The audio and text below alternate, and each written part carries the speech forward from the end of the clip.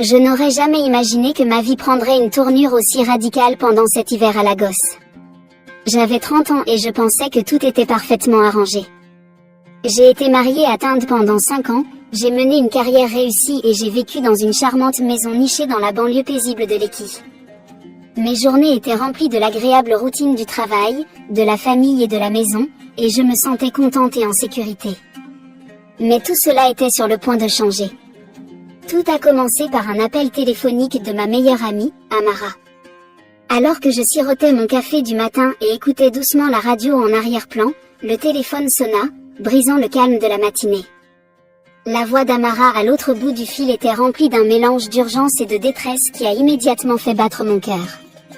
Je ne savais pas que cet appel allait détruire la vie apparemment parfaite pour laquelle j'avais travaillé si dur. Shinlo, je dois te demander une immense faveur, dit Amara, la voix teintée d'inquiétude. Il s'agit de mon fils, Chic. Il vient d'être accepté à l'université de Lagos pour étudier l'architecture, mais je ne connais personne là-bas qui puisse l'aider à s'installer. Pensez-vous que vous pourriez ? Sa voix s'est tue. Elle n'avait pas besoin de finir la phrase. Amara et moi étions inséparables depuis nos jours à Nsuka, et même si la vie nous avait emmenés sur des chemins différents, elle a déménagé à Abuja tandis que je restais à Lagos, notre amitié restait inébranlable. Bien sûr, répondis-je sans hésitation. Je serais heureux d'aider Chic. Il peut rester avec nous jusqu'à ce qu'il trouve son propre logement. Je me souvenais vaguement de Chic des quelques fois où nous nous étions rencontrés lors de réunions de famille. La dernière fois que je l'ai vu, il avait environ 16 ans, c'était un adolescent dégingandé et timide. Aujourd'hui, 7 ans plus tard, je me préparais à accueillir un jeune adulte chez moi. Le jour de son arrivée, Tinde et moi sommes allés le chercher à l'aéroport. Pendant que nous attendions au terminal, mon esprit s'est demandé à quoi pourrait ressembler Chic maintenant. Serait-il toujours ce garçon timide, ou était-il devenu un jeune homme confiant ? La réponse est venue lorsque je l'ai vu franchir les portes d'arrivée. Mon cœur manqua un battement. Chic s'était transformé en un homme grand et athlétique avec un sourire captivant et des yeux marrons profonds qui semblaient voir à travers vous. Sa peau d'ébène brillait sous les lumières de l'aéroport et ses cheveux bien coupés ajoutaient une touche de sophistication à son apparence par ailleurs décontractée. Pendant un moment, j'étais essoufflée. Tante Shinlo. Chic s'est exclamé en nous voyant, utilisant ce titre affectueux qu'il m'avait toujours appelé, même si nous n'étions pas liés par le sang. Il m'a serré fort dans ses bras et j'ai senti la fermeté de son corps contre le mien. Un frisson me parcourut le dos et je m'éloignai rapidement, déconcertée par ma propre réaction. Tinde, inconscient de mon malaise, accueillit Chic avec la chaleur d'un frère aîné. Pendant le chemin du retour, Chic a parlé de ses projets d'études et de son enthousiasme à l'idée de commencer ce nouveau chapitre à Lagos. J'ai essayé de me concentrer sur la conversation, mais je n'ai pas pu m'empêcher de lui jeter un coup d'œil dans le rétroviseur, rencontrant ses yeux marrons intenses qui m'observaient avec une intensité déconcertante. Les premiers jours se sont déroulés sans incident. Je me suis consacrée à faire visiter la ville à Chic, en l'aidant à se familiariser avec le campus et ses environs. Tinde, occupé par son travail d'avocat d'entreprise, passait à peine du temps à la maison, ce qui nous laissait seuls, Chic et moi, la majeure partie de la journée. C'est lors d'une de ces visites de la ville que les choses ont commencé à changer. Nous marchions dans les jardins luxuriants de Freedom Park lorsque Chic s'est soudainement arrêté et m'a regardé attentivement. Tante Shinlo, je tiens à te remercier pour tout ce que tu fais pour moi, dit-il d'une voix douce qui me fit picoter la peau. Je ne sais pas comment j'aurais pu m'adapter si rapidement sans votre aide. Tu n'as pas besoin de me remercier, Chic, répondis-je en essayant de garder un ton décontracté. C'est un plaisir de vous aider. Il fit un pas en avant, réduisant ainsi la distance qui nous séparait. Non, vraiment. Tu es incroyable. Je t'ai toujours admiré, tu sais, depuis que je suis enfant. Ces paroles m'ont pris par surprise et j'ai senti le rougissement me monter aux joues. Pendant un instant, je me suis perdue dans ses yeux. C'est alors que j'ai réalisé à quel point cela devenait dangereux. J'ai pris du recul, rompant le charme. Nous devrions rentrer, dis-je précipitamment. Il se fait tard et Tinde sera bientôt à la maison. Le retour fut chargé d'une tension silencieuse. Je pouvais sentir le regard de Chic sur moi, et chaque fois que nos bras se frôlaient accidentellement, un courant électrique parcourait mon corps. Astérisque astérisque c'est faux astérisque astérisque, me répétais-je encore et encore. Astérisque astérisque c'est le fils de ton meilleur ami. Il est assez jeune pour être ton fils. Vous êtes mariés, pour l'amour du ciel, astérisque astérisque mais malgré mes efforts pour garder mon calme, quelque chose avait changé. Les jours suivants furent une douce torture. Chaque instant seul avec Chic était une bataille interne entre le désir et la raison. Je me suis retrouvée à m'habiller plus que d'habitude, choisissant soigneusement mes vêtements chaque matin, comme si j'étais un adolescent se préparant pour un rendez-vous. Un après-midi, alors qu'il montrait à Chic comment utiliser la machine à laver du sous-sol, l'inévitable s'est produit. Nous étions seuls dans la maison, Tind avait quitté la ville pour affaires. Tandis que nous nous penchions pour charger les vêtements, nos mains se frôlèrent. Nous nous sommes tous les deux figés. L'électricité dans l'air était palpable. Lentement, Chic se tourna vers moi, ses yeux brûlants d'un désir qui reflétait le mien. « Shinlo » murmura-t-il, et avant que je puisse réagir, ses lèvres furent sur les miennes. Le baiser fut intense, passionné, relâchant toute la tension accumulée au fil des semaines. Mes mains s'en mêlèrent dans ses cheveux alors qu'il me pressait contre la machine à laver. Pendant un instant, je me suis laissé perdre dans cette sensation, le goût de ses lèvres, la chaleur de son corps jeune et vigoureux contre le mien. Mais ensuite, comme un éclair, la réalité a frappé. Je m'éloignai brusquement, haletant. Non, Chic, c'est faux. Nous ne pouvons pas, dis-je, la voix tremblante. Pourquoi pas? Demanda-t-il, les yeux pleins de confusion et de désir.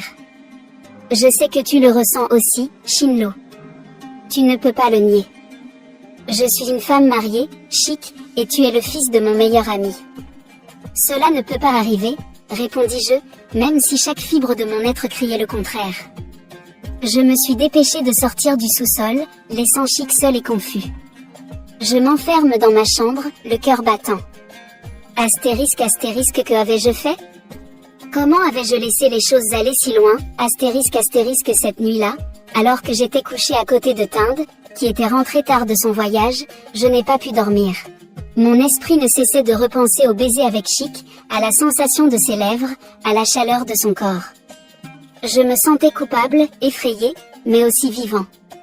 Plus vivant que je ne l'avais ressenti depuis des années. Les jours suivants furent une danse inconfortable de regards furtifs et de conversations tendues. Chic et moi avons essayé d'agir normalement devant Tind, mais l'atmosphère dans la maison était devenue électrique. Chaque contact accidentel, chaque instant seul, était chargé d'une tension sexuelle à peine contenue. Un après-midi, alors que Tind était au travail, Chic m'a trouvé dans la cuisine. Il s'est approché de moi avec détermination. « Shinlo, on ne peut pas continuer comme ça, dit-il à voix basse. Je sais que tu es marié. Je sais que c'est compliqué. Mais ce que je ressens pour toi est réel. Je ne peux pas l'ignorer. » Je soupirai en m'appuyant sur le comptoir. Chic, je ressens quelque chose aussi, mais ce n'est pas possible. Il y a trop de choses en jeu. Il s'est rapproché, jusqu'à ce que je puisse sentir la chaleur de son corps. Et si nous trouvions un moyen? Et si nous pouvions être ensemble sans que personne ne soit blessé? Ces paroles étaient tentantes, dangereusement tentantes. Une partie de moi avait envie de céder, de se jeter dans ses bras et d'oublier tout le reste. Mais la partie rationnelle de mon esprit continuait à se battre. Je ne sais pas comment nous pourrions faire ça, Chic, répondis-je tristement. Laisse-moi te montrer, murmura-t-il, et avant que je puisse protester, ses lèvres furent à nouveau sur les miennes. Cette fois, je n'ai pas eu la force de résister. Je m'abandonnai au baiser, permettant à mes mains d'explorer son corps jeune et ferme. Nous nous sommes embrassés avec une passion débridée, comme si la fin du monde était sur le point d'arriver à tout moment. Lorsque nous nous séparâmes finalement, haletant, je savais que j'avais franchi un point de non-retour. Je ne pouvais plus nier ce que je ressentais pour Chic, ni ce qu'il ressentait pour moi. Mais je ne pouvais pas non plus ignorer les complications que cela entraînerait dans nos vies. Nous devons être prudents, dis-je finalement. Si nous devons faire cela, personne ne peut le savoir. Personne. Chic hocha solennellement la tête. Je comprends. Ce sera notre secret. C'est ainsi qu'a commencé notre liaison clandestine. Au cours des semaines suivantes, Chic et moi avons réussi à trouver des moments seuls, volant des baisers et des caresses lorsque Tind n'était pas à la maison. Chaque rencontre était un mélange de passion débridée et de culpabilité suffocante. Je me sentais à nouveau une adolescente, éprouvant le frisson de l'amour interdit, l'adrénaline du manque de prise, les regards complices lors des dîners de famille, les SMS codés. Tout cela a ajouté à ma vie une excitation que je n'avais pas ressentie depuis des années. Mais avec le temps, la culpabilité a commencé à peser de plus en plus lourdement. Chaque fois que Tind m'embrassait ou me disait qu'il m'aimait, j'avais l'impression d'être poignardée en plein cœur.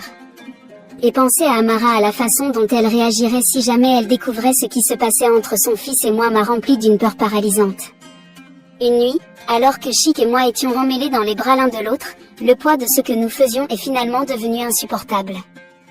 Nous étions dans mon salon, les lumières tamisées pour laisser place à une douce lueur. L'air était chargé de l'odeur de son eau de Cologne, mêlée à la tension qui montait entre nous depuis des semaines. Alors qu'il me tenait contre moi, je pouvais sentir son cœur battre contre ma poitrine, fort et régulier, mais quelque peu fragile à ce moment-là. Mais au lieu de ressentir l'excitation habituelle, j'ai ressenti une peur naissante. Les murs autour de nous semblaient se refermer et la réalité de notre situation me frappait comme un raz de marée. Je m'éloignai de Chic, le souffle coupé dans ma gorge tandis que les larmes me montaient aux yeux. « Nous devons arrêter ça, murmurai-je, la voix tremblante. Je ne peux plus faire ça, Chic. Je ne peux pas continuer à mentir à Tind. Je ne peux pas continuer à trahir Amara. » Le visage de Chic s'effondra, et pendant un instant, il eut l'air de vouloir argumenter, comme s'il essayait de me convaincre que nous pouvions continuer, que nous pouvions garder ce secret caché. Mais ensuite il a vu les larmes dans mes yeux, l'angoisse sur mon visage, et il a su que j'étais sérieux. « Je sais, dit-il finalement, sa voix à peine audible. Je sais que c'est mal. C'est juste que, je ne pouvais pas m'en empêcher. Je ne pouvais pas arrêter de penser à toi. » Ces paroles furent comme un poignard dans mon cœur, attisant encore plus la culpabilité en moi. Je savais exactement ce qu'il ressentait parce que je n'avais pas pu arrêter de penser à lui aussi. Mais cela n'a pas réglé les choses. Cela n'a fait qu'empirer la trahison. Nous sommes allés trop loin, dis-je, la voix brisée. Nous ne pouvons pas défaire ce qui a été fait, mais nous pouvons empêcher que la situation ne s'aggrave. Nous devons y mettre un terme, Chic. Nous devons arrêter avant de tout détruire, avant de détruire tout ce que nous aimons. Chic hocha lentement la tête, ses yeux remplis d'une tristesse qui reflétait la mienne. Il tendit la main et essuya doucement une larme de ma joue. « Tu as raison. Il faut arrêter. Mais ce ne sera pas facile. » J'ai hoché la tête, sachant que mettre fin à notre liaison serait la chose la plus difficile que j'ai jamais faite. La connexion entre nous était indéniable, et l'idée de ne plus jamais sentir son contact, de ne plus jamais voir cette étincelle dans ses yeux, était presque insupportable. Mais ce n'était rien comparé à la douleur que nous causerions si nous continuions dans cette voie. Les jours suivants furent angoissants. Chic et moi nous évitions, essayant tous les deux de mettre de la distance entre nous pour faciliter la séparation.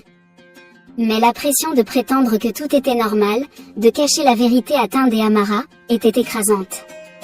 Puis, un soir, alors que j'étais assis seul dans le salon, Tind rentra tôt du travail. Il entra dans la pièce et s'assit à côté de moi, ses yeux scrutant les miens avec une intensité qui fit battre mon cœur. « Quelque chose ne va pas, Tind ?» ai-je demandé en essayant de garder ma voix ferme. Il n'a pas répondu tout de suite. Au lieu de cela, il m'a pris la main dans la sienne et m'a regardé avec une tendresse qui a failli me briser. « Je sais, dit-il finalement, sa voix douce mais ferme. Mon cœur s'est arrêté. Tu sais ? Je sais pour toi et Chic, dit-il, sa voix à peine au-dessus d'un murmure. La pièce semblait tourner autour de moi et j'avais l'impression que le sol s'était arraché sous mes pieds. J'ai essayé de parler, mais aucun mot n'est venu. Tout ce que je pouvais faire, c'était le regarder, mon esprit s'emballant alors que j'essayais de comprendre comment il pouvait savoir. « J'ai vu la façon dont vous vous regardiez », a poursuivi Tind, la voix empreinte de douleur. Au début, je ne voulais pas y croire. Je pensais que j'imaginais juste des choses. Mais ensuite j'ai trouvé les messages sur ton téléphone et je ne pouvais plus les ignorer. Les larmes coulaient sur mon visage alors que je réalisais l'étendue du mal que j'avais causé. J'avais été tellement concentrée sur mes propres désirs, sur le frisson de l'affaire, que j'avais complètement ignoré l'homme que j'avais promis d'aimer et d'honorer. Tind, je suis vraiment désolée, m'étouffai-je, ma voix à peine audible à travers les larmes. Je n'ai jamais voulu te faire du mal. Je n'ai jamais voulu que tout ça arrive. Il me serra doucement la main, ses propres yeux remplis de larmes retenues. Je sais, Shidama. Mais cela ne change rien à ce qui s'est passé. J'ai besoin de comprendre pourquoi. Est-ce que c'est quelque chose que j'ai fait? Est-ce que je ne te suffisais pas? Non, Tind, dis-je rapidement en secouant la tête. Ce n'est pas ta faute. Tu as toujours été suffisant. Tu le es toujours. J'ai fait une terrible erreur. Je me suis retrouvé pris dans quelque chose dont j'aurais dû m'éloigner. J'étais égoïste et j'ai laissé les émotions prennent le contrôle. Mais il ne s'agit pas de toi, il s'agit de moi et de mes propres défauts. Nous sommes restés assis en silence pendant ce qui nous a semblé une éternité, le poids de tout ce qui avait été dit pesant lourdement dans l'air. Finalement, Tind poussa un long soupir et relâcha ma main. Je ne sais pas quoi faire, a-t-il admis, la voix brisée. Je t'aime, Shidama. Mais je ne sais pas si je pourrai surmonter ça. Je ne sais pas si je pourrai un jour te faire à nouveau confiance. Mon cœur s'est brisé à ces paroles et j'ai réalisé que je l'aurais peut-être perdu pour toujours. Cette pensée était trop lourde à supporter et je me suis effondrée, sanglotant de manière incontrôlable alors que la réalité de ce que j'avais fait s'écroulait autour de moi. Tind se leva et se dirigea vers la porte, s'arrêtant un instant avant de se retourner pour me regarder. J'ai besoin d'un peu de temps pour réfléchir, dit-il doucement. Je dois découvrir si je peux te pardonner. Mais je veux que tu saches que je t'aime. Je l'ai toujours fait. Et c'est pourquoi ça fait si mal. Sur ce, il sortit de la pièce, me laissant seule avec mes pensées, ma culpabilité et la peur accablante d'avoir détruit la meilleure chose qui me soit jamais arrivée. Alors que la porte se refermait derrière lui, j'ai réalisé que peu importe ce qui se passerait ensuite, rien ne serait plus jamais pareil. J'avais fait un choix et je devais maintenant en vivre avec les conséquences. L'affaire était terminée, mais les cicatrices qu'elle laissait restaient, un rappel constant de la douleur que j'avais causée et de la confiance que j'avais brisée. Et alors que j'étais assis là dans la pièce faiblement éclairée, je savais que la partie la plus difficile était encore à venir, le long et douloureux voyage consistant à essayer de reconstruire ce qui avait été brisé, si cela était même possible.